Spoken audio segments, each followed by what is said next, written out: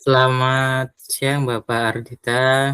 Kami dari kelompok 1 ingin mempresentasikan proposal untuk proyek akhir kami dengan judul Analisis Prediktif Potensi Banjir berbasis curah hujan dan karakteristik lingkungan.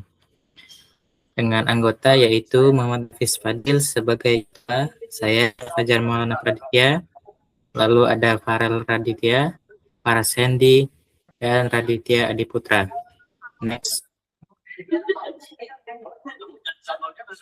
Untuk yang pertama, kita mulai dari masalah yang terjadi, yaitu ketika sudah banjir, informasi yang diberikan baru muncul. Jadi sebelum banjir, tidak ada informasi apapun. Dampaknya keterlambatan mitigasi, kerugian material, minim kesiapsiagaan, hingga kerusakan. Kami menawarkan solusi prediktif, yaitu menerjemahkan intensitas hujan menjadi estimasi risiko sebelum kapasitas batas terlampaui. Next. Mengacu pada penelitian tentang banjir sebelumnya, di sini ada 3 ya. Untuk pertama ada pemetaan daerah rawan banjir berbasis SIG dengan fokus mitigasi dan antisipasi bencana berbasis spasial. Dengan kelemahan yaitu cenderung statis berdasar kondisi topologi fisik, belum merespon perubahan data cuaca secara dinamis.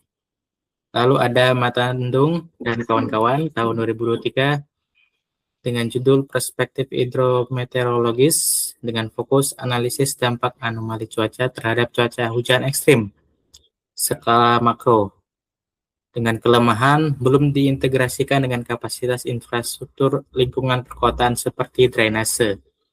Lalu yang terakhir ada dari Syamsuri dan kawan-kawan tahun 2022 tentang komparasi machine learning dengan naive Bayes dan KNN dengan fokus komparasi model klasifikasi dasar yang menghasilkan kelemahan yaitu keterbatasan performa saat memproses data curah hujan dan hidrologi yang sangat fluktuatif.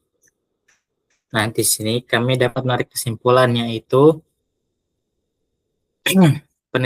penelitian ini mengeksplorasi random forest yang dioptimalisasi guna menyatukan 2 domain berbeda, data meteorologis, cuaca hujan, dan data fisik lingkungan, resapan, drainase, ketinggian, debit, untuk memperoleh sistem prediksi yang lebih stabil dan komprehensif. Untuk selanjutnya bisa dilanjut oleh rekan saya.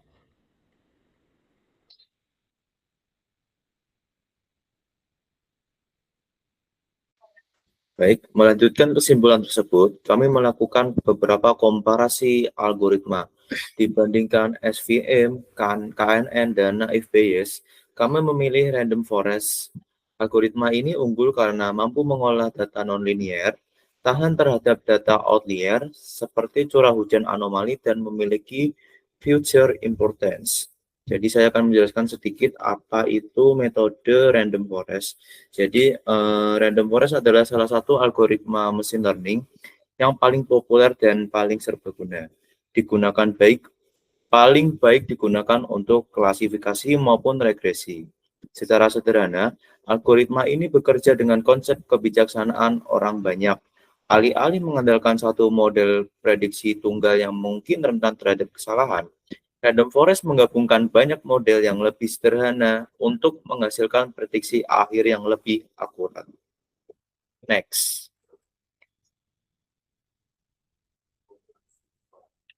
Baik, selanjutnya secara konsep, jika kita hanya menggunakan satu pohon keputusan atau decision tree, model akan rentan mengalami overfitting atau salah prediksi saat ada cuaca ekstrim. Namun, dengan ensemble learning pada random forest, data dipecah menjadi ratusan simulasi. Kesalahan dari satu pohon akan dinetralkan oleh majority vote dari pohon lainnya, sehingga prediksi jauh lebih akurat dan lebih stabil. Selanjutnya akan dilanjutkan oleh rekan saya.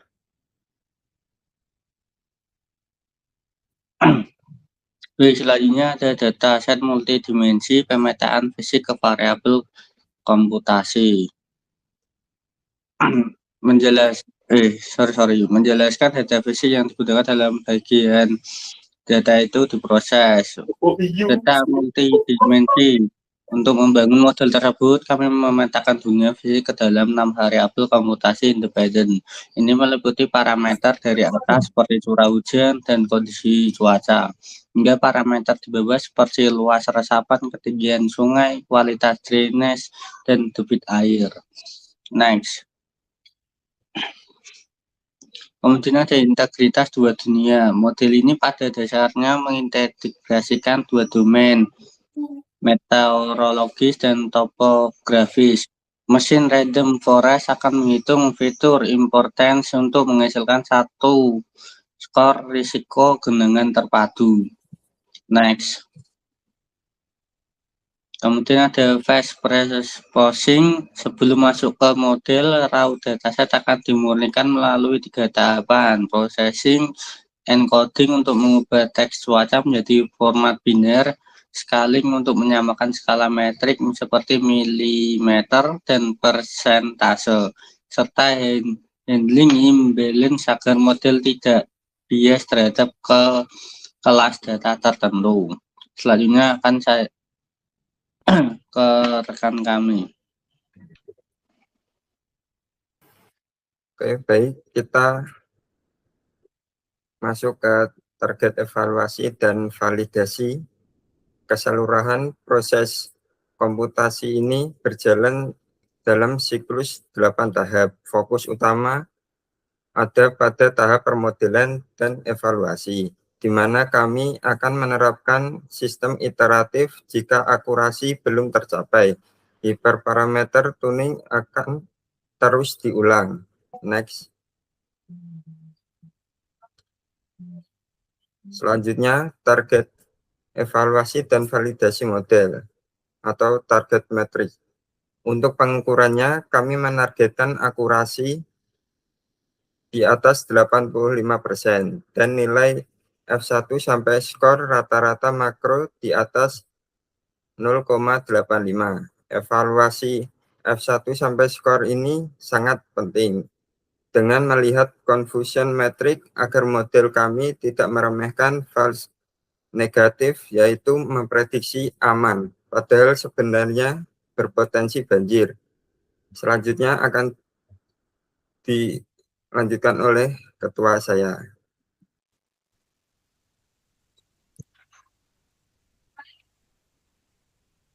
Baik, untuk visi implementasinya nanti, model yang kami buat ini akan dirancang menjadi otak logika dari sebuah arsitektur IoT, dan data dari sensor muka air dan API cuaca nanti akan ditarik menuju web server terpusat dan diproses oleh algoritma random forest.